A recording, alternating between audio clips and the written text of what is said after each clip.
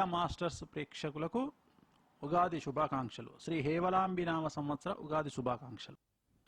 ఓం నమో వెంకటేశాయ. సింహరాశి జాతకులకు ఎలా ఉండబోతా ఉంది అంటే మక 1, 2, 3, 4 పాదాలు, పుబ్బ 1, 2, 3, 4 పాదాలు, ఉత్తర 1వ పాదము, ఆదాయం 14, వ్యయం 2, రాజపూజ్యం 1, అవమానం 7. సింహరాశి జాతకులకు అర్ధాష్టమ శని వెళ్ళిపోయినటువంటి కారణంగా ఈ సంవత్సరం చాలా అనుకూలంగా ఉండబోతా ఉంది.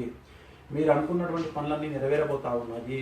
వ్యాపారంలో గత 2.5 సంవత్సరాల నుండి వస్తున్నటువంటి సమస్యలన్నీ తీరిపోయే అవకాశం ఉంది. చాలా అనుకూలంగా ఈ సంవత్సరం ఉండబోతా ఉంది. పట్టిందల్లా బంగారంగా ఉండే అవకాశం కనిపిస్తూ ఉంది. మీరు ఎదుర్కొన్నటువంటి సమస్యలన్నీ తొలగిపోయే అవకాశం ఉంది. కోర్టు కేసుల్లో విజయం మీదే ఉండే అవకాశం ఉంది. పోలీస్ కేసుల్లో విజయం మీదే ఉండే అవకాశం ఉంది. కాబట్టి ఈ సంవత్సరం అంతా అనుకూలంగా ఉంటుంది. నల్ల రంగు దుస్తులకు దూరంగా ఉండండి. మీరు అనుకున్న పనులన్నీ జయిస్తారు. అలాగే వ్యాపారం చేసే వాళ్ళలో భాగస్వామ్య వ్యాపారస్తులకు మాత్రం ఈ సంవత్సరం సింహరాశి జాతకుల్లో సమస్యలు ఉండే అవకాశం గోచరిస్తూ ఉంది. విద్యార్థులకు మటుకు ఖచ్చితంగా విదేశీ యానం గోచరిస్తూ ఉంది. అవివాహితులకు వివాహ సూచనలు గోచరిస్తూ ఉంది.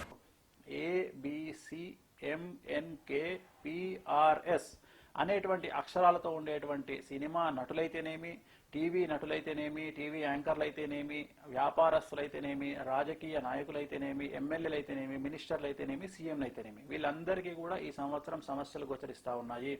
కాబట్టి జాగ్రత్తగా ఉండండి. చాలా వరకు మీ సమస్యలు నివారణ చేసుకోండి.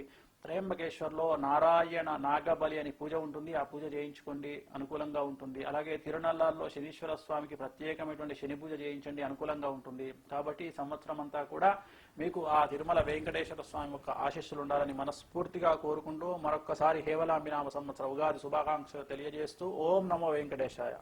మాస్టర్ ప్రేక్షకులకు శుభాకాంక్షలు.